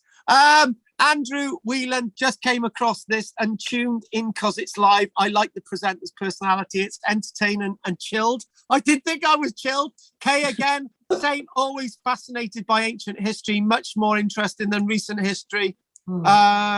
Here we go. Again, it's talking about the British language and there's loads of stuff on here, Jessica. This is so good. Oh, and finally, they're saying great presentation. Same time next week. Yes, it will be 7:30. They got to go and walk their dogs. So welcome to us next week, you two, Andrew and Kay. Don't forget to subscribe and like, and obviously, please join if you would like to press the join button. Right. So what we're going to do, we're going to call that a day on the lecture today. You four stay behind. This has been really, really great. Yeah, I'm glad we've done this today. I really am. And it's been very refreshing. And I'm glad we've got other people joining us online. So what I'm going to do, I'm going to say good night to everybody, but you outside people stay on Jessica. I'm going to say good night anyway to Drina, Margaret, Andy, Roger, Peter. Yeah. Good night, everybody. Bye. Good night. Bye. You all- Bye. Good night. Good night. Take care, ladies. Night, Pete, and night, everybody. And Pat, Pat Gam. Right, so who have we got left now? So what we're going to do, we're going to stop this recording. And anyway, everybody, thank you for watching on YouTube tonight. We will be here next week at 7:30. I'm always on time. And again, looking forward to next week's lecture. Thank you very much. We'll end the recording now on 3, 2, 1, and end the recording. Don't forget to like, subscribe, and join. Thank you. And Andrew and Kay, nice.